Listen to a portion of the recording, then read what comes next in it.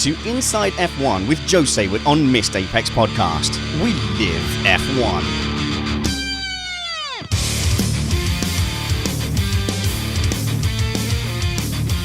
Welcome to Missed Apex Podcast, an independent Formula One podcast brought to you by MissedApexPodcast.com. We aim to bring you a race review before your Monday morning commute. We might be wrong, but we're first. This show is safe for work. We're keeping it clean here, so you can play this with kids in the background or at work. I'm your host, Richard Spanners Ready. We've got an exciting week of podcasting to come. On Thursday night, Matt and I join our friends over at sportsbookreview.com, where we look at some of the best bets for the Hungarian Grand Prix in a 20-minute preview show where Matt basically just gushes over Ocon. You don't have to listen to him, you can listen to me. Then, of course, join us on Sunday night on the live stream for the race review show that we do on the night of the race. Search Missed Apex Podcast on YouTube and subscribe there. Click the little bell and you will get a notification every time we go live.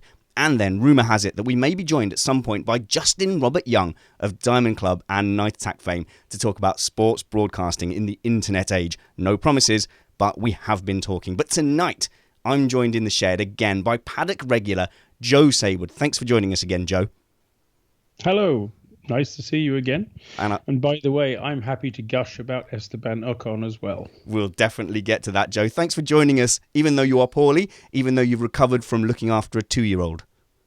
Yeah, it's the last few weeks have been a bit dramatic with, I can't even remember how many races, 4 races in 3 weekends. And then instead of having some sort of time off to recover, I got my granddaughter and spent a week with her, which is very tiring. And I also got sick. Which is one of the fun parts of the job, but I'll be off to Budapest in a couple of days' time, and all will be well, I'm sure. If I break down coughing in the middle of the podcast, please excuse me. But we will. Just tough. You can hear the wrenching and graunting of a poor old Formula One hack. I'm sure you love your granddaughter, but 2-year-olds are terrible. They only get good after about 5 or 6. Oh, I don't know about that. We'll have to wait and see. I can't remember that far back. I did have a son at some point who was that age, but I can't remember. Thinking back just a little bit, Joe, we haven't spoken to you since London Live. What was it like to be there on the ground? It was very busy. It was certainly an experience. It was, I wouldn't say it was disorganized, but it was a little bit ad hoc. Ad hoc. Exactly, that's a very good expression. And for the sort of brigands of the Formula One world, we were going around sort of just breaking in wherever we could find a way in, and baffling poor gate people who didn't know which passes were which, and turning passes upside down to get where we wanted to go, and this sort of stuff. You know, it was all quite fun. But the actual event itself, to be honest, I didn't see very much because I was in the sort of paddock area. And you really couldn't see very much, but that's okay. The actual Trafalgar Square stuff was very good. Lots of people were there from Formula One too, with one notable exception. But what was really interesting is that I broke into the VIP hospitality at one point, and there were 19 race promoters in there, and it was like sort of, oh my God, there's another one. What was really interesting is I checked the number. I didn't actually know the number myself. I was told the number. But I also noticed the ones who were missing. And if you add them all up, there were more promoters than there are races. So I guess there must have been some others there for races we don't know about. Oh, you didn't happen to catch their nationalities or what accents they were speaking? I think one of them was probably London, I would guess. But the ones missing were China, Australia, and Singapore. So there were 3 missing, 19 promoters. That means 22. I'm not very good at mathematics, but I think we can work that one out, can't we? So the 2 interesting things there is, A, obviously Lewis Hamilton. Everybody complained about him. I wish he was there as a Lewis Hamilton fan. But the feeling I got was that I didn't realise what a big deal it was going to be until people started tweeting about it. And I went, oh, this is a huge event. Yeah, I mean, I think the problem is I've called it the secret promotional event, which we were calling that for about a month beforehand, because a lot of people in Formula One knew it was going to happen, but we were all sworn to secrecy because of potential terrorist activities. And the danger was that if it came out and was public information, it would get cancelled, and nobody really wanted that to happen. No. So It was actually pretty well kept secret. I think one or two of the red top newspapers had a go at it when they shouldn't have done. But gosh, nobody ever claimed they were responsible human beings, did we? And so does this mean that London is a fitting venue for a race circuit? I think everyone thinks they want it. No, I don't think you can have Formula One cars running around the West End. I think that's rather a silly idea. Because first of all, the disruption would be phenomenal. Second of all, there's nowhere to put spectators. It's all very well. You can't build a grandstand on a pavement that's 10 feet wide.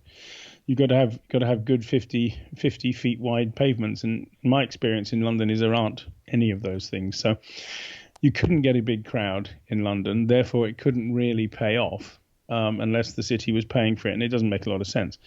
You can do it in some of the other venues in the Docklands. And in Stratford, of course, you've got this blooming great stadium, the Olympic Stadium. I think it might even be called the Queen Elizabeth Stadium. But, if they were going to do it, they'd probably run the track in and out of the stadium.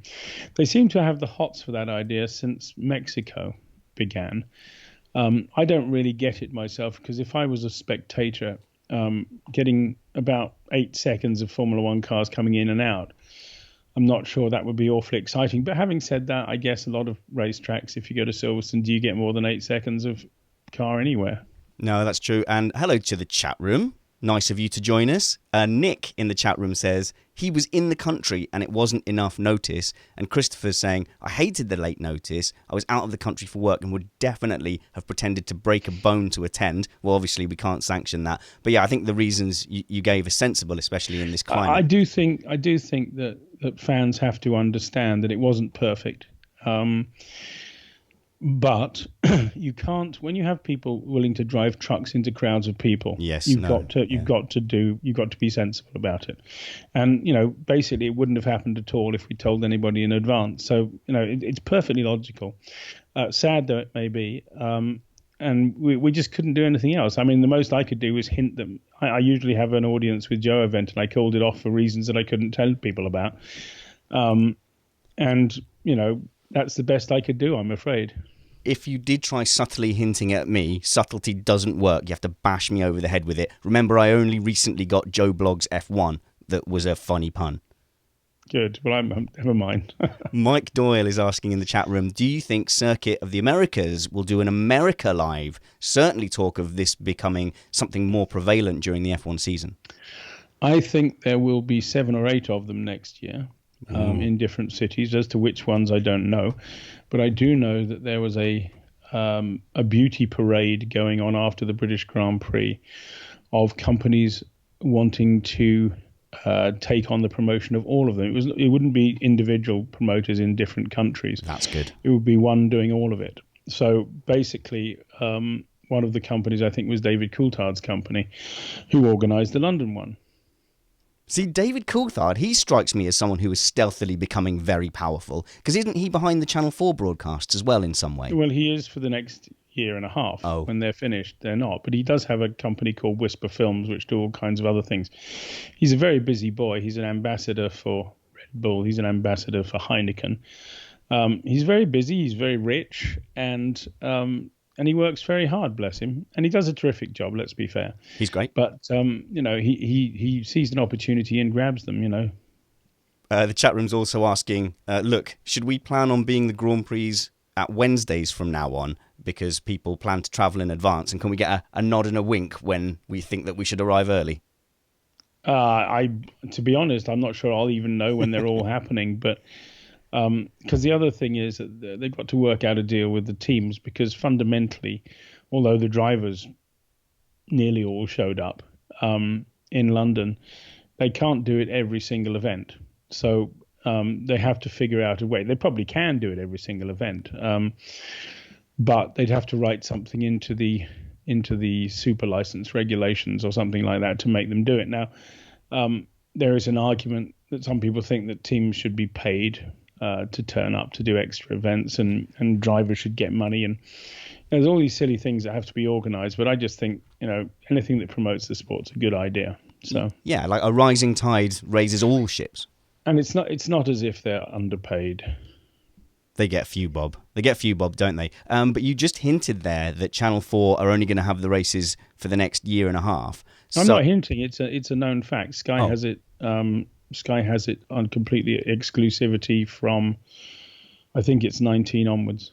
See, that troubles me because, when I was a kid, we couldn't always afford the top packages or even Sky or satellite TV. And had it been like that... It troubles everybody, but unfortunately, it was a Bernie Ecclestone deal that's left over. So they have to honour it because Sky don't want to change it, obviously.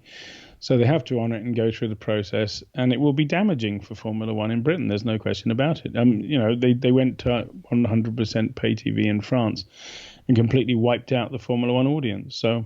they're going back now in lots of markets. They're going back away from pay television, but they have to honour the agreements in place. I just think, I used to watch a lot of boxing with my dad as a kid, and then suddenly it all went pay-per-view, and we just never watched any boxing again. So it's pretty heartbreaking to think, there's going to be kids coming through in 20 years who just never got the opportunity to fall in love with Formula One due to the cost of even watching it on telly.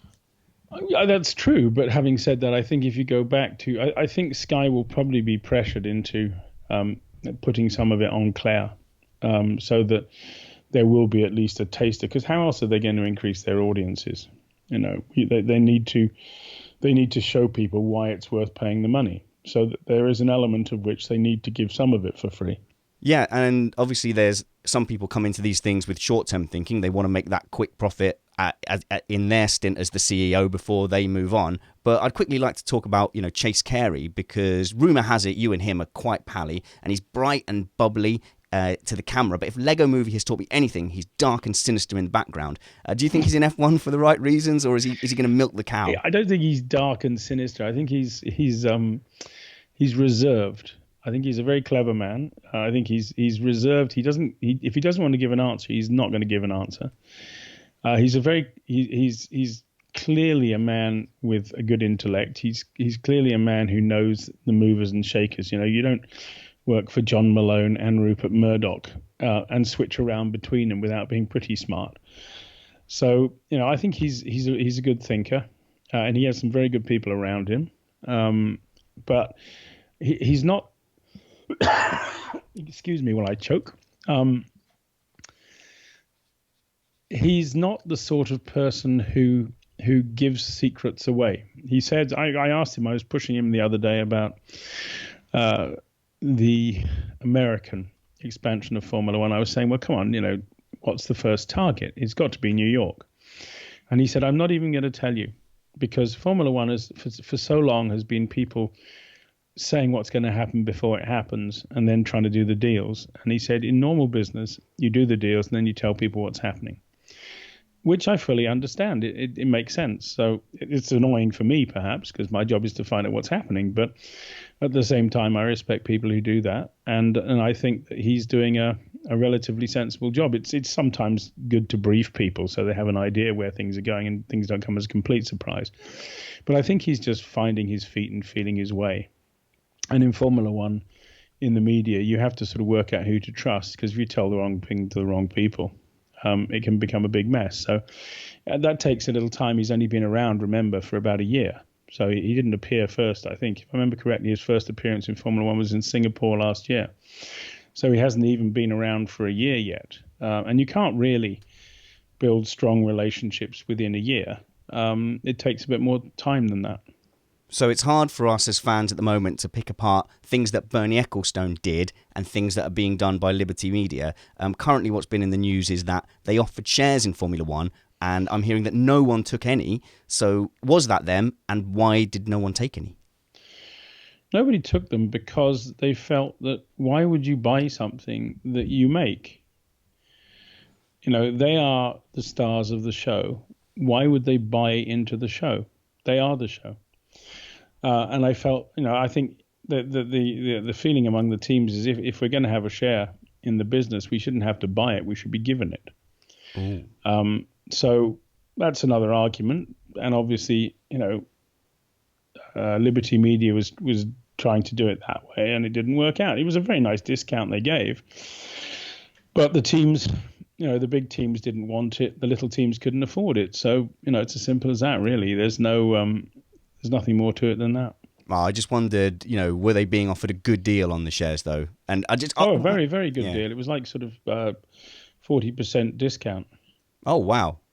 Yeah, it was a lot. So it almost feels like there's a political and sort of moral rather than a business decision for why to not buy them. I think they were just trying to see if anyone would bite. And, it's very often people try things and they don't succeed. I noticed that ever since they've arrived, that everything with Formula One, and it's got a big registered trademark sign next to it. And the last time I looked at any of this, there were no registered trademarks. So, the TM that everyone used to have in the age of Bernie meant trademark applied for. And lots of people thought that meant they were trademarked. They weren't.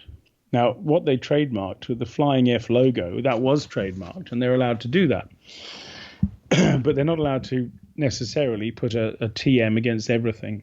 And certainly putting an R next to Grand Prix doesn't work for me, and putting an R next to Formula One doesn't work for me either. So I think they're just trying things on, and eventually someone will tell them you can't do that, and we'll see.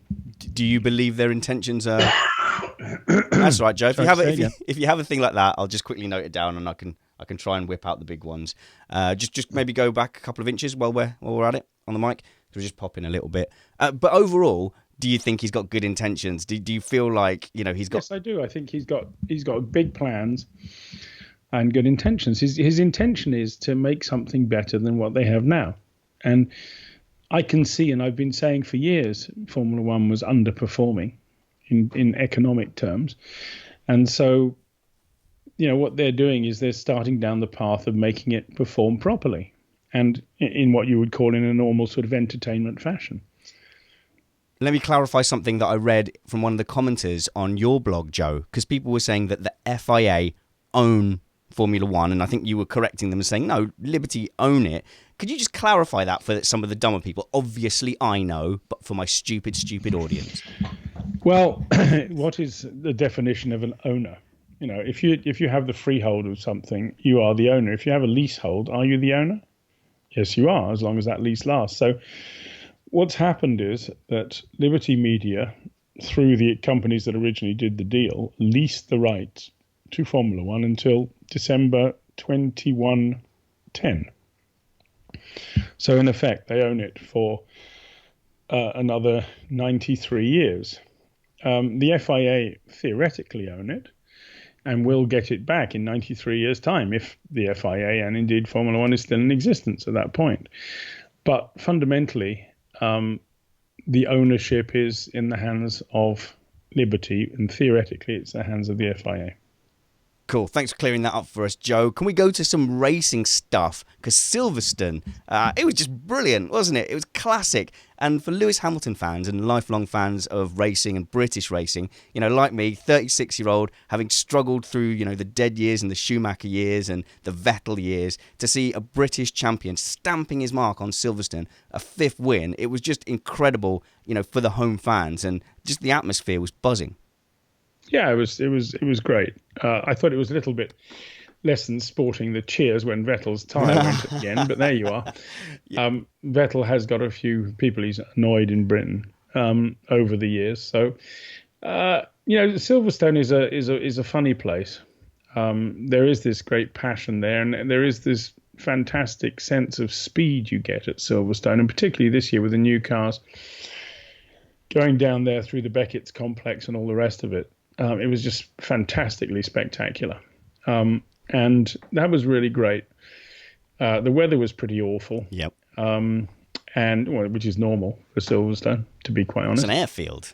And, it's sort of a halfway house at the moment, because when they built the dreaded wing, it was supposed to be built in league with a big grandstand opposite and all kinds of other things behind. They didn't have the money to do all the other work. So you have the wing, and then opposite the wing, you have a fairly small grandstand. So that sense of sort of arena and stadium that you got used to get at Woodcote, where you have big grandstands and there's a lot of them, is lost. And therefore, and it kind of ruins it down at the bottom end of the circuit. It doesn't help that the media center, it's a bizarre story.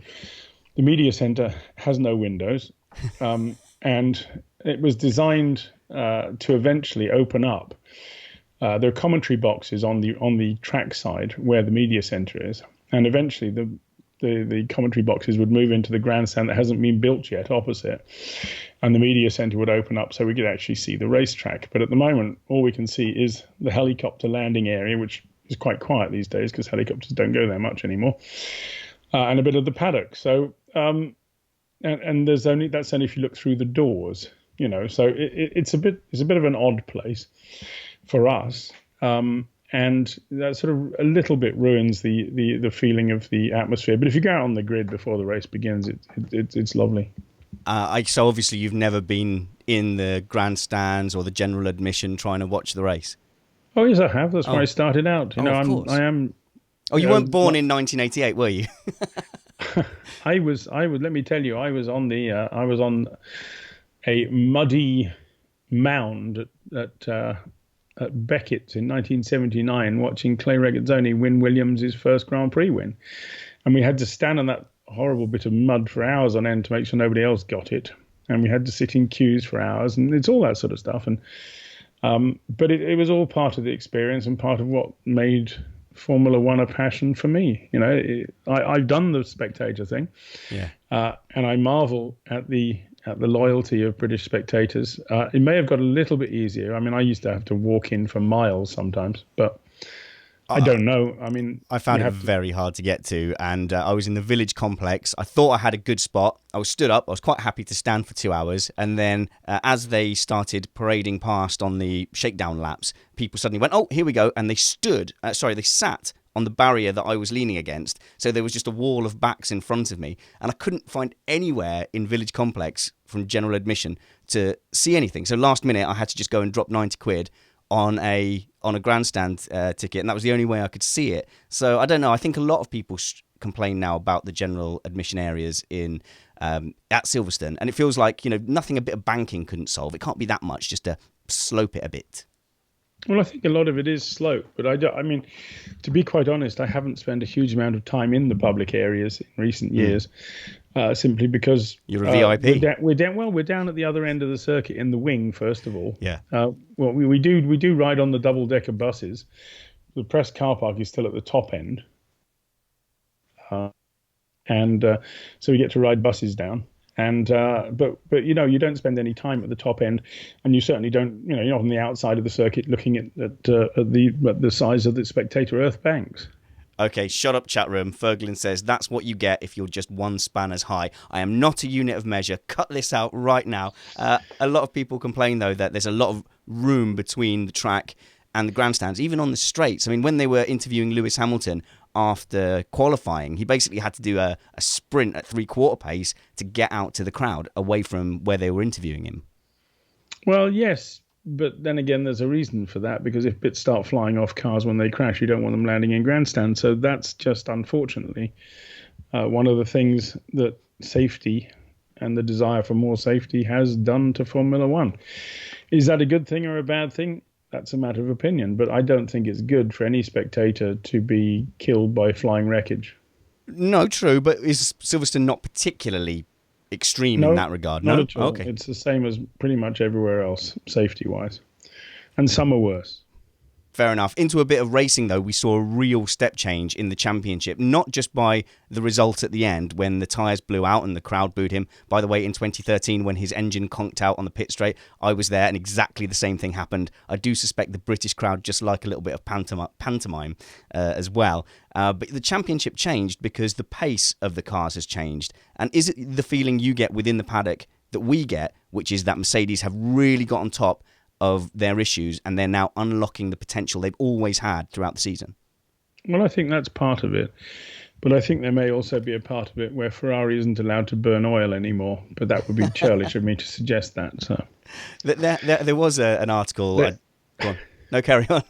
They were stopped from doing that in Azerbaijan. Since Azerbaijan, it was ruled that burning oil as fuel was not acceptable. And so I think that's taken a little bit of the edge off their performance. But also, did Mercedes not suffer a similar thing at the beginning of the season when their suspension was deemed to be an aerodynamic assistant? I don't know if we saw enough of that to make it much of a difference, to be honest. Okay. But I think that these are sort of when you're pushing into what Tom Walkinshaw used to call the grey areas of the sport, where things need to be reinterpreted or just interpreted even. You do get things like this. They're not exactly illegal, but they're not exactly legal either. So you have to decide if they're right or wrong. Because if somebody's not written about because it's not known, how can you have a rule against it? Do you get the feeling, though, that, like in Italian football, Italian footballers feel that tricking the referee to get a penalty is part of the skill of the game? Do you get this feeling that the inside... pushing into the grey areas is very much the skill of the game. Absolutely. Whether or not it's always... I mean, there's a difference between pushing into grey areas and downright cheating. There's no question about it. One can just set out to cheat, and it's easy until you get caught. But so Red Bull putting a hinge in their front wing, probably out and out cheating. That would be arguable, yes. But there are lots of it's a bit like flexi wings. I mean, if they pass the tests, are they illegal? Well, yes, they are, because they're obviously doing what they're not supposed to do. But when you test them, they are legal. So it's an interesting argument. Okay, chat room, I'm not wearing makeup yet. I will do it because of the shiny forehead comments, but I haven't had time today. I'm just back from work. But the favourite example I liked, I think it was when Magnussen ended up on the podium, so it can't have been too long ago in Australia. Red Bull, with the fuel flow, had a flexible bit of pipe after the fuel flow limit so that they could, build up fuel for when they really needed it. That's almost ingenious. You almost want to reward that. Well, all these things are ingenious. This is part of the game. There are thousands of people working to find ways around the regulations and the grey areas. So they are to be expected. And that's one of the things that Ross Brawn and the Formula One group are now doing. They're putting in some clever engineers to help the FIA control the teams, experienced people who know how things are done. If you like, they're poachers turned gamekeepers. Yeah, because people do complain, though. They say because the engineers have got all this freedom, it can cause disparity in the teams and it doesn't encourage close racing. But what people don't realise, what they're asking for really is a spec series or a move towards a spec series. But personally, I feel that Formula One is as much an engineering sport as it is a driver's race. I mean, would you agree with that, or you want to see it drawn back a bit? No, that's a very, very long argument. But a spec series is a spec series is a spec series. Formula One is different. And that's what makes Formula One special. So if everyone wanted to watch a spec series, they'd all watch a spec series, but they don't. Yeah, but why is that? Yeah, it's just a shame, though. I think it's people's expectations, because a lot of people just turn on a Sunday, they see the drivers getting into the car. I'd like to see, the engineers coming more to the forefront, but unfortunately, a lot of what they're doing is secret. But so it's hard to see how that engineering challenge quite breaks out. I don't know if the teams could do... You see it in the results on the track. I mean, the drivers are very good at getting the maximum out of cars. And they're consistent. And so, well, if you see that on, a lot of tracks, you'll find the teams line up in pretty much in team order, in the order of performance. But, with two cars, unless one of them's done particularly badly, you generally find them 2 by 2 by 2. Some in more tracks. Sometimes it's more on one track than another, but it's not unusual to see 2 by 2. Cool. Well, will you get yourself a glass of water there, Joe, or settle your throat? Let me just talk to the listeners for a minute and just ask them not to forget to subscribe to this show on iTunes or your podcatcher of choice. If you're struggling, you can always tweet me at MrApexF1. I'll help you out. I've got the time.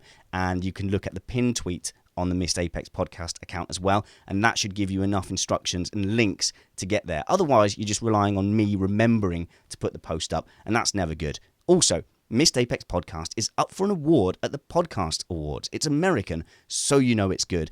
Our target at the moment is to make it into the top 10 slate. And we can only do that with you. So please, why not go to podcastawards.com, register your email address there, go to the sports category and pick out Missed Apex Podcast. If we can get in that top 10 slate, I would be a very, very happy man. Each person can only vote once, so once you've voted, per email, I won't bug you again, I promise. So let's talk about a bit about engine supplies, Joe, because we've got two big moves at the moment, which is that McLaren are complaining that they can't find an engine, and Sauber aren't sure they want the one they seem to have secured. So firstly, McLaren, because Zach Brown is saying, hey, the other teams don't want to play fair. They're scared of us. You've not heard that before. Red Bull said that a couple of years ago. It's a tricky one. I think you'll find probably that what Zach Brown is saying is that Mercedes-Benz don't want to give them the weapons to beat Mercedes-Benz, which is entirely logical. And there are rules that restrict the number of supplies. You have to have certain agreements, but again, all these are secrets, so we don't really know. Certainly, the engine of choice for McLaren would be Mercedes. It is probably going to be Renault. Honda are still saying they're going to have Honda, and it's all a bit uncertain at the moment, which is a bit odd considering we're in July and they have to start building cars for next year. Now, Sauber is a completely different case. You give the impression that Sauber don't necessarily want Honda. It might be the other way around. You never know, because a change of management at Sauber might have convinced Honda that, oh, well, actually, no, we don't want to do that. I mean, we don't know, but there is an assumption that Sauber say they don't want Honda, but it could be the other way around. Now, the other question is, where do people go? Where do Honda go? If McLaren says Honda go away, and Sauber says, or Honda says we don't want to know, where are Honda going to go? They're not going to leave. And so I think that there's certainly a lot of talk going on around Toro Rosso. And that makes a lot of sense because Toro Rosso can go through the pain with Honda, which McLaren has been doing. And there will be. And if the engine gets good, Red Bull can have it. So they can just use Toro Rosso as an out-and-out guinea pig. Absolutely. But having said that, in the history of the sport, that wouldn't be unusual. If you go back to the 1980s, you may remember there was an organization called Spirit Racing that came in with Honda originally, and then Williams grabbed the engines as soon as they were sort of half decent. Williams still went through a lot of pain before they were winning, but Spirit Racing actually bought them in. So, these things do happen. The only thing with the Honda thing is that it's been taking an awfully long time to get going. And Brett Cook in the chat room says, I didn't realise the Sauber Honda deal wasn't a done deal, and actually I didn't until the beginning of this week. No, it is a done deal. Oh, this is confusing. But done deals can be unstitched. Honda Motor Company does not announce engine deals without a deal being done. So, this was announced, I think if I remember correctly, it was announced just after the Russian Grand Prix. So there is an engine deal there, and we have to see what happens.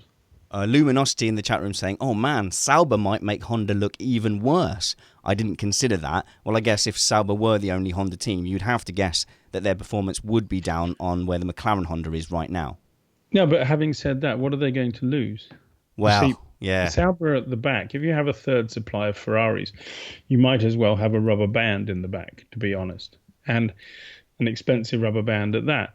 And so if you've got absolutely no chance of any success with a second, third string Ferrari, you might as well go to a first string Honda, because it could come good one day. Patron Chris is asking, Joe, when do you think we'll see a new engine supplier coming into the sport? And obviously I saw that you'd blogged recently about how we could get more engine suppliers, or at least that you thought it would be desirable to have more. Well, I think it would be desirable to have more, but nothing's going to happen before 2021. It just makes no sense. The only possibility before 2021, and I don't think it'll happen, is if somebody were to badge an existing engine.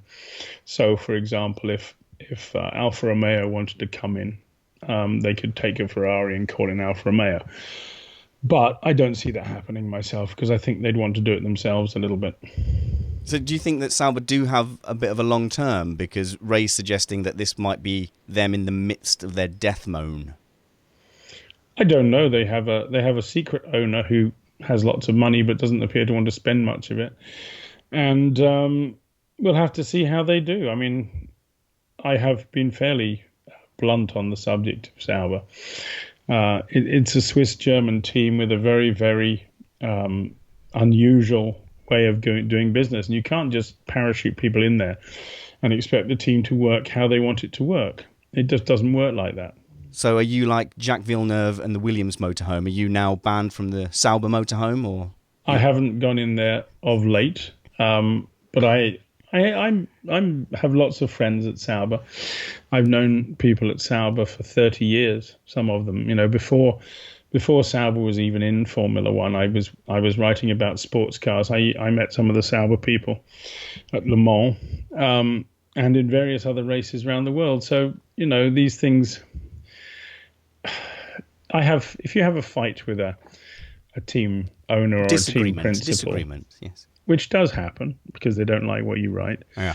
Then it's a matter of whether you feel comfortable going into the motorhome. As far as I'm concerned, if the owner's not there, I don't really care, and I'll go and visit maybe. So hang on a minute. There are other places. I was in the Force India motorhome the other week at Silverstone, which is very unusual for me because Vijay Mallya is not a huge fan of mine, and I'm not an enormous fan of his. But I was in there meeting somebody and having a chat and seeing Esteban, of course, the legendary Esteban. And I did receive a sort of vague frown from the team owner. So, he's not used to seeing me there either. So, these things happen, and one just gets on with it and gets by, Well, that was going to be one of my questions, because when you do displease a team boss, what happens? Do they ring you up and just go, "Hey, Joe, what the Jaffa cakes, man?" Or well, the man who owns Sauber accosted me in the paddock. Oh, right, he actually grabbed you and got a talking to, which he didn't expect. I don't think he's used to being to people stand up to him. Mild-mannered Joe. Multi-billionaires generally don't like being told they're wrong, particularly by nasty journalists who don't know anything about anything. So he was quite taken aback, I think, that I responded as I did and just sort of said, well, if you want to lose a load of money, go on doing what you're doing. Ooh, salty. And he, the people like this live in strange worlds. They're surrounded by yes men who say, yes, sir, whenever they say anything, and nobody ever says, you're an idiot to them. No. And I didn't actually say that in this particular case, but I certainly raised a number of questions. But they're not used to hearing it. So they do get to live in rather strange worlds sometimes. And sometimes it does them good to be told. Now, they may say I'm an idiot, and fair enough. But, I have been around a while, know a couple of things about Formula One. Thing is, though, you're not going to go away, are you? So is there ever, do you get that feeling like they want to tell you that you're wrong, but they don't want to, annoy you too much because you're going to get back with your quill and inkwell and write about them again? Well, they want me to write about them. And, if I'm being fair, I do write nice things about them if they do well. And and you'll notice that I write pretty good things about Force India at the moment because they're doing very well. Now, that's not necessarily a reflection on Vijay Mallya's economic problems in India or his justice problems in London, which one has to report about because it threatens the existence of the team, in my opinion. But you can't knock the fact that what they're doing a terrific job. So I just try to be fair, and I try not to involve stuff that isn't important on the racetrack. If a driver is having a marriage breakup, for example, I don't report it unless suddenly, he's 5 places further back on the grid than he should be. And you have to try and explain why that is. And if that's the only possible explanation, you might mention it. But generally speaking, private lives are left out. So. Chatroom's asking, sorry, there's a lot of chatroom questions, Joe. You're a very popular man, but they want to know if you've ever been tempted to join a team, perhaps in an advisor role. Has anything like that ever cropped up? It would be indiscreet of me to say.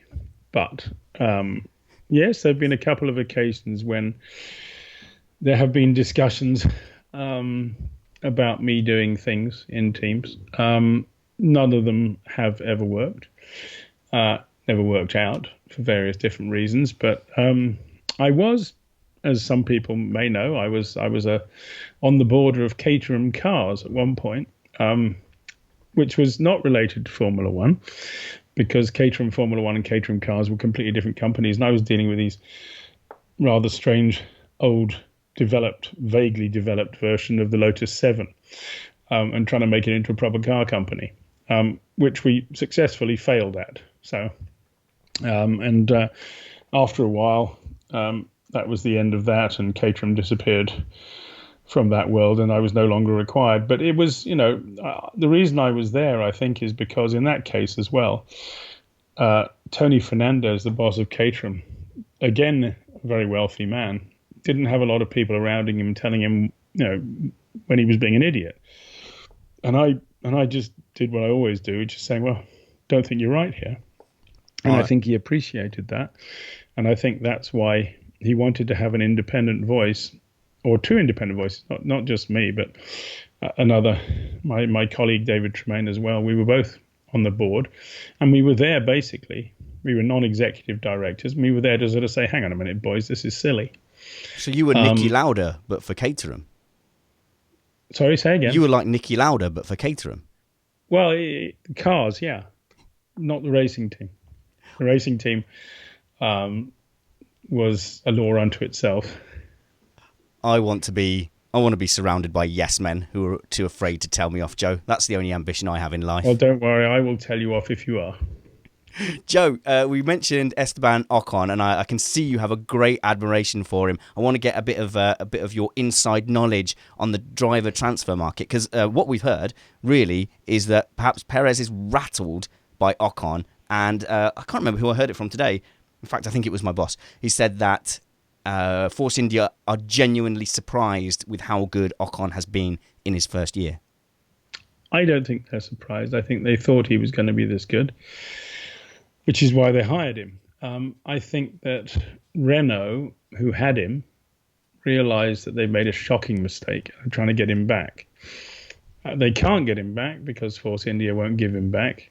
And so I think their view is, if we can't get Ocon, we'll get Perez, because he's nearly as good as Ocon. Now, people will tell you that Perez has outqualified Ocon, but if you look at the trend, Ocon has been gradually closing in.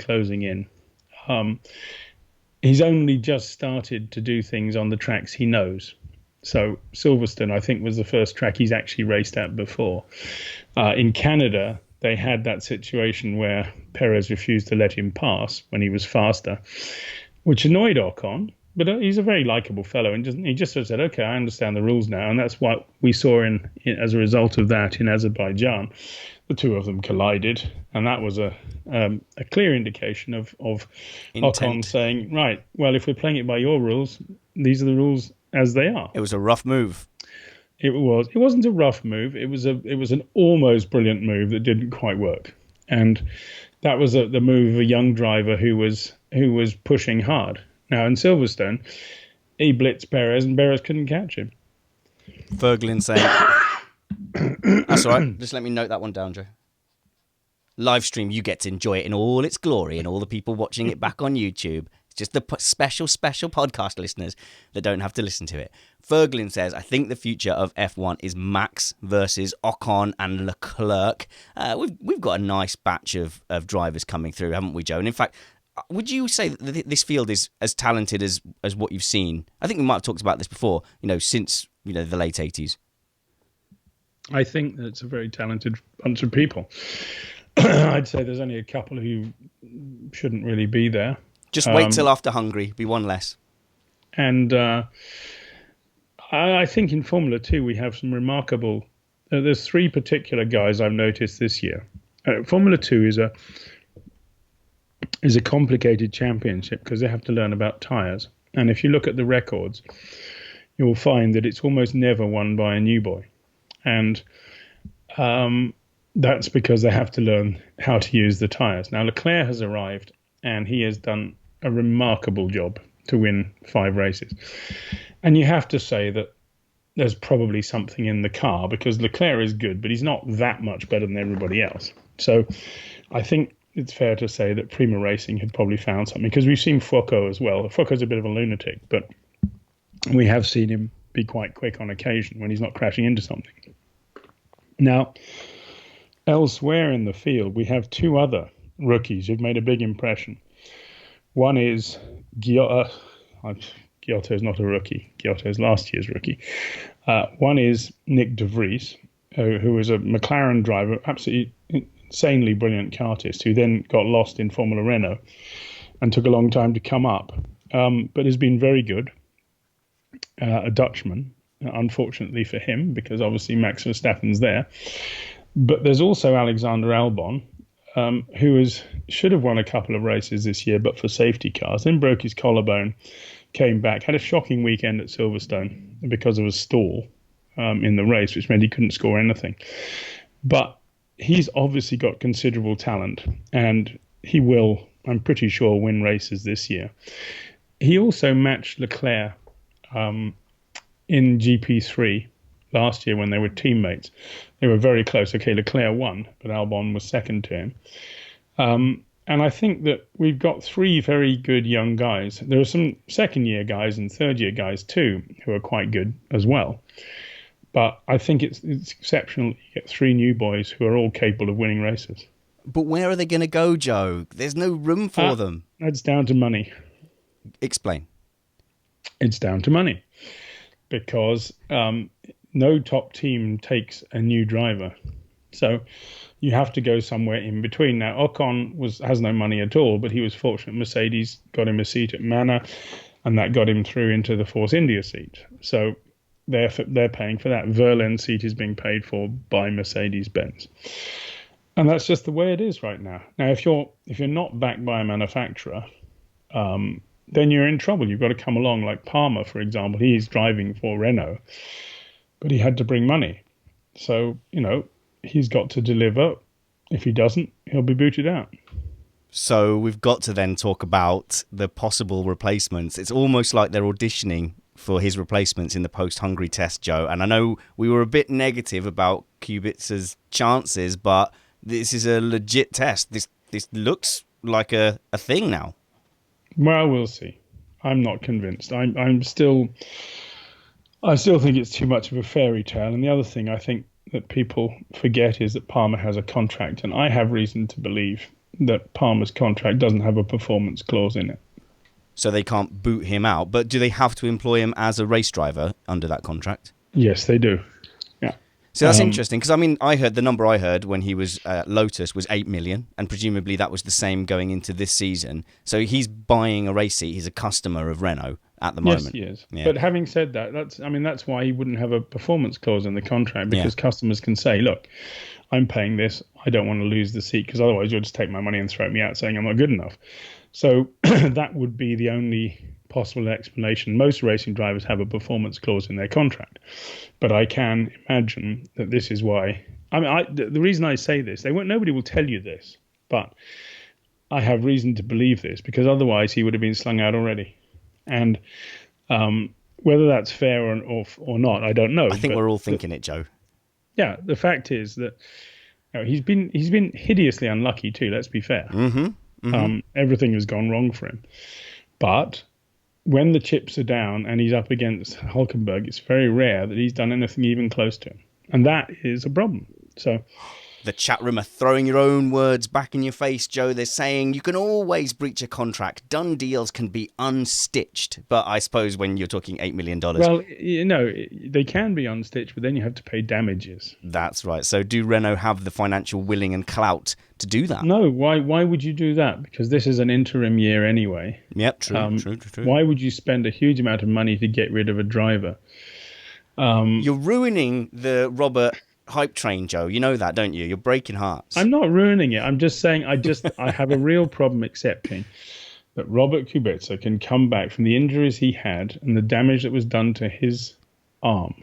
Now, if he does, I will be delighted, and it will be a fairy tale. Joe, you are a trooper, mate. Don't you worry about that. 15 minutes.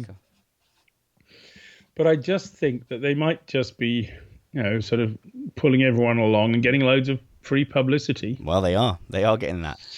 And about a fairy tale. People like fairy tales. It's good. It's good, positive stuff. So aren't we going to get a direct comparison of his lap times against another driver though in this test?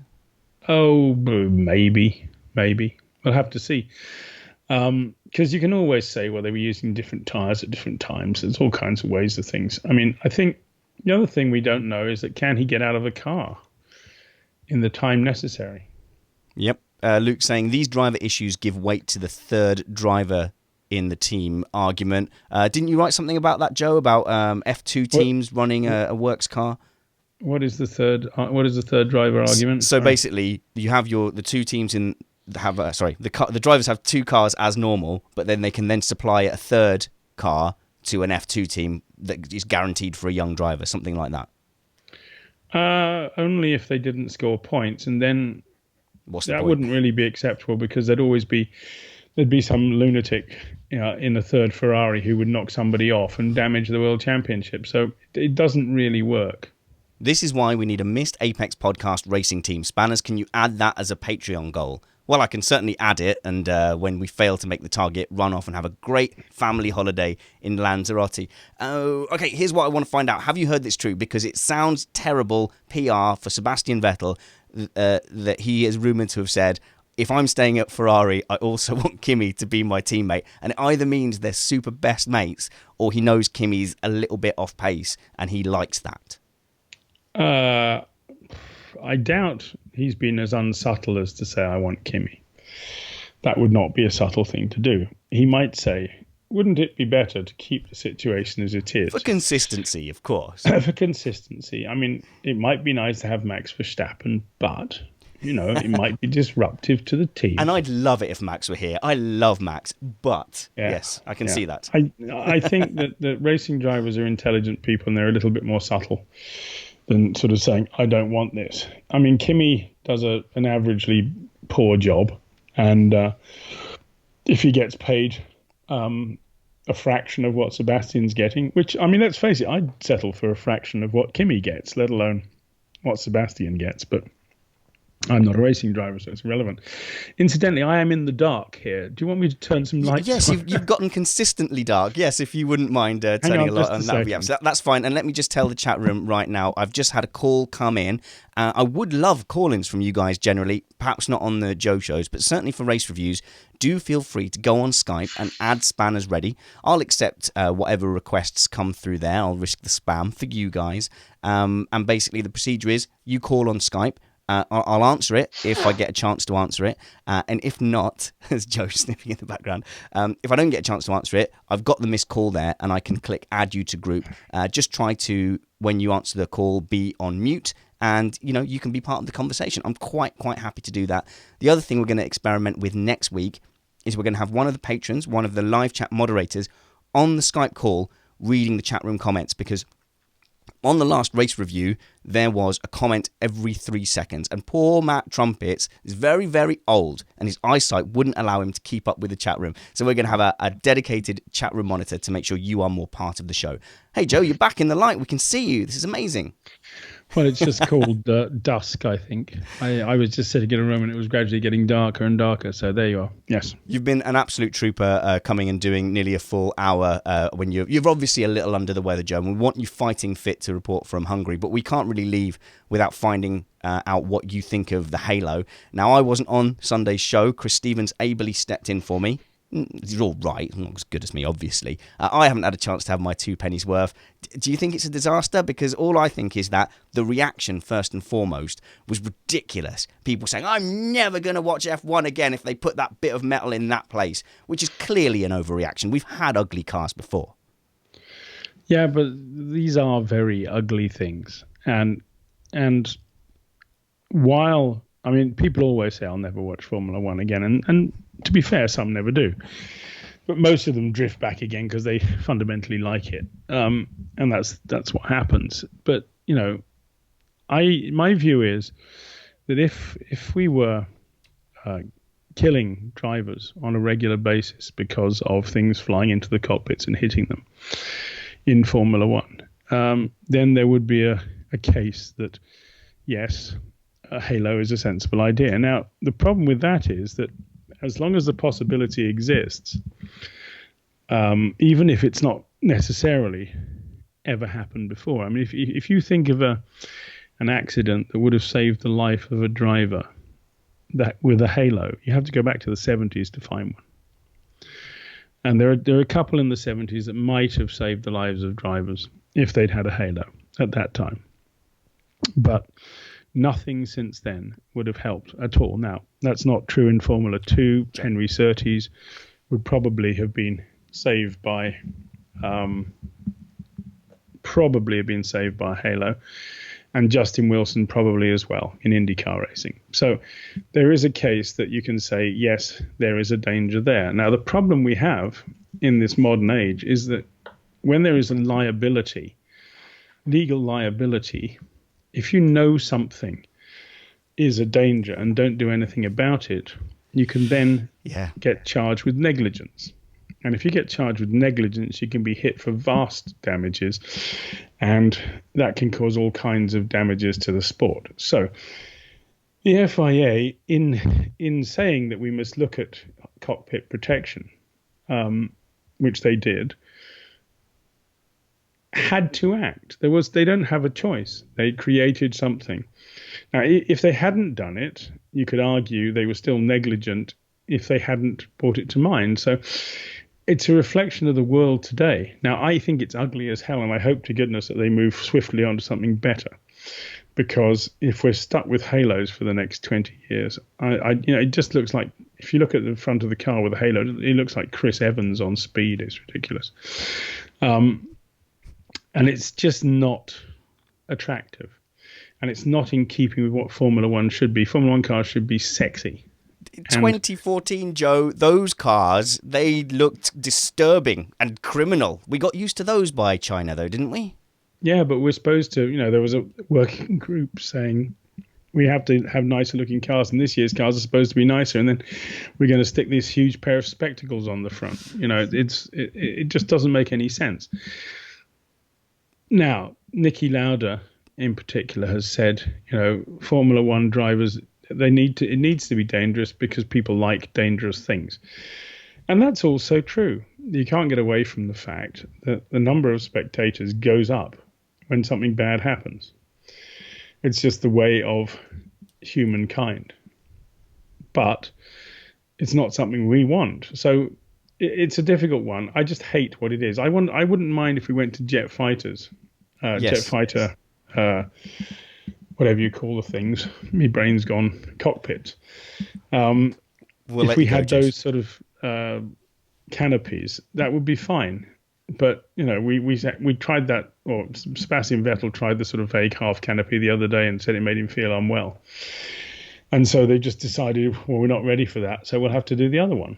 I hope we move swiftly on until we have something sensible, which is sexy, because this is not. Well, Steve is suggesting that the halos we've seen so far are far from our only engineering test items, and we've yet to see anything close to the final product. Maybe we can wait and see before judging and then decide they've ruined Formula One. But, next year... No, it'll look like Dame Edna Everage rather than Chris Evans, and because it'll just be dressed up in disguise as something else, so... Well, I think the Dame is a lovely lady, for the record. I'm not suggesting she's not, but, I think Formula One cars should look sexy. Brigitte Bardot rather than Dame Edna Everage, Joe, you've been an absolute trooper for sticking with us. I hope you're fighting fit in time for Hungary. Maybe, I don't know, can you do the whole weekend on just that little bit of rum to keep you going? Rum, I haven't thought of that. Maybe I'll go and get some now. Good plan. I don't know. We'll see. Hopefully I'll be cured in the next few days. And if not, I shall live off Lemsip. So there we go. Joe, thank you so much for joining me in the shed. You're on Twitter at Joe Saywood. People need to buy your GP magazine by clicking on your face at joeblogsf1.com. joeblogsf1.com, Grand Prix Plus magazine. Yep. And if you really want the skinny of what's going on in Formula One, you can sign up for my newsletter, which is, you also click on my face and just look up business newsletter or insider information or something like that. I can't remember it. It was easy to find. I'm still waiting for details of our Missed Apex Mates rates, Joe. Yeah, you will be for a while. That's fantastic. Look, we hope you can join us as well on Sunday in the live chat. The chat room is what makes the race reviews come to life. So please be there. And also remember that wounds heal, chicks dig scars, and glory lasts forever. This was Inside F1 with Joe Saywood. He's here on Missed Apex.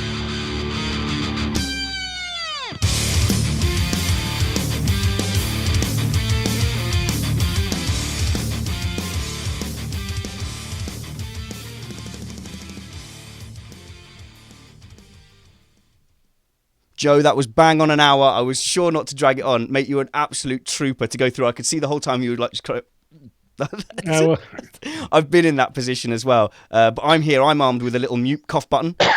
Go for it now. We've killed the recording. I've got a little cough button here, so I'm okay. I can just press it and hack my guts out and end it. It is what it is, but there you are. If you just cut out those bits, I'm sure it'll be fine. Of the audio, I will, but I do leave the video up. There's not much you can do in the video. No, there's not, I could do it. If you do a site post that says here is the audio version, we get about 1,000 extra listens because that is your. Well, just send me what you power. Want to do, and I'll do it. So. Hooray! Thanks, Joe. We really, really appreciate it. I speak to the patrons all the time. When I tell them you're coming on, they get really, really excited. They love feeling this close to F1. Many, many thanks again. All right. Well, listen, I don't know after this. Next week might be a little bit difficult, and then I'm away for 2 weeks. So. Are you dumping us forever? No, but it will be the summer break. No, that's break, fine. I don't do anything. The summer break is when we will be doing silly quizzes and things like that, and Room 10 F1, where we can sign things to history. So we won't take anything seriously until we're back in... What's the race after summer? Spa, I think. Spa. Oh, cool. Yeah, and I'm going to try and get to Monza as well. Spa and Monza, and then off we go after that into the wild beyond. Yeah, I think I'm going to try and get to Monza. Guys. All right, Joe, I'm going to hang up on you. Go rest, man. Go rest and get packed. All right. Cheers, dude. Right. Live stream. We have Joe Saywood. We have actual Joe Saywood on Missed Apex podcast. And there's 30 of you in the live chat. Great stuff from both of you. Again, please say thanks from us. His insight is always invaluable. I will definitely email him and tell him what you say. No, Ellis is right. Joe does not like the bumpers. And if you go on his blog, when he does a post, everyone goes, why is he playing that stupid music? It's like, I want to play more music then. F1. Tell you what, Luke, you're right. F1 has always been open wheel, open cockpit, though. Yeah, absolutely. If they lost the open wheels, that would kill it for me. Yeah, it definitely would. So, and by the way, can you see from the live chat, you can see on the live chat the delay, can't you? Because you're seeing when your comment pops up after you type it. Or is it the other way? Yeah. You can see what we're kind of dealing with. I propose putting some screaming in the bumpers as well. Then, yeah, let's do that. This is Missed Apex. Formula One. Da da da da da da da. Yeah, no, they don't like me because they are used to listening to Joe on the side pod thing, and the side pod guys kind of like, oh yeah, very, very, because he doesn't, do stuff. Are you saying what you're saying is lame, Tony? Tony, why are you watching me? If it's someone that knows me is watching me on this, it feels like stalking. That's what it feels like. And yeah, but our show is different, it's a bit different. And the guy was going, oh, that new co-host. Host, thank you very much. He talks too much. He wants to say things. Yeah, because I'm a podcaster and I've got a microphone. Of course I want to say things. Shocker. Absolutely shocker. I tell you what, if Fatal Drum, if you're still there, I'm going to call you back and we'll do a quick sound check ready for the race review. Because we'll have a chat room guy, Tony. We don't need you anymore. Mellower music for Joe. Hang on a second.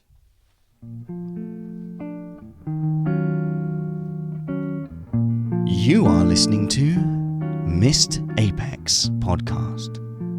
Inside F1 with Joe Saywood. Yeah, he likes to get inside. He's inside F1. The scream? There's no scream here. Let's just have that for the rest of the time. Tony, I've only been gone 26 races. After Hours. After Hours F1 with Joe Sayward. Come pull up a chair. It's just you, me, Joe, and the rum. Cool. Spanism. Vignette, yeah, you've yeah, this is not the show. I might leave this at the live stream though. Who knows? It's just going on. Yeah, Joe's gone now. Someone tell him. You know, Missed Apex FM PM. Yeah, I rip enough off of Frog Pants as it is. Imagine if we can get Jury on for sure. That'd be wicked, man. For those of you who don't know, Justin Robert Young is part of Diamond Club, and he's crazy. Like, if you don't know Justin Robert Young, and he comes on here to talk about broadcasting, like, I feel so happy for you that you are going to discover Justin Robert Young. It's like when you know that someone hasn't seen, I don't know, the new Battlestar Galactica, and you go, you haven't seen it? That means that we can sit and watch all of it together right now. And when you discover Jury, you know, you definitely won't want to listen to Dad Hub or Spanner's Log, because they're better podcasters than me. Oh, I've got some rum actually in the shed. Oh yeah, might decant myself some rum to do the edit. Okay, boys, I best let you go, really. See you on Sunday for the race review. It's going to be a fun race. It's Hamilton territory. All right, definitely got to go. Got a bowl. Laters.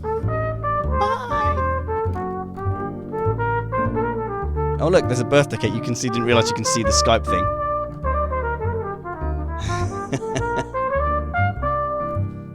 Little chat me and Joe obviously had a little while back. I don't think that's too incriminating. I'll have to get rid of that, but that means I've got to get rid of this whole bit with the smooth music and the funnies. Ah, well. No, crystal decanters, don't you worry, son. Plastic cups, y'all. By the way, I'm stone cold sober. Maybe not for long. Maybe you and I pull some rum together. All right. Missed Apex Podcast, Christopher. We may be wrong, but we're smooth. Smooth news. I've got to stop the stream.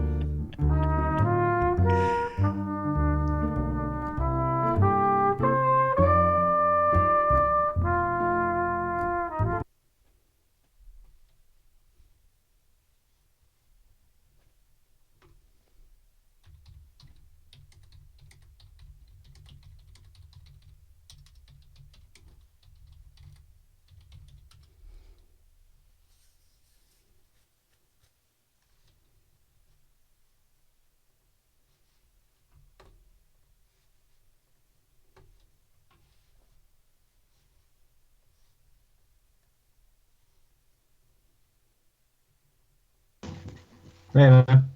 Ooh, are you on? Ooh, you sound bad. How's it going, man? Sorry, I sound bad. Oh, you're so Irish. Oh my god. Oh my god. You're so insanely Irish. Come on. That's the most Irish I've ever heard anyone be. I don't talk like that. You're like a stereotype. You're putting it on. I'm not putting it on. This is how I talk. I'm not putting it on. Liar. Liar. Hang on. This is your call. I'm going to call you back. Trust me.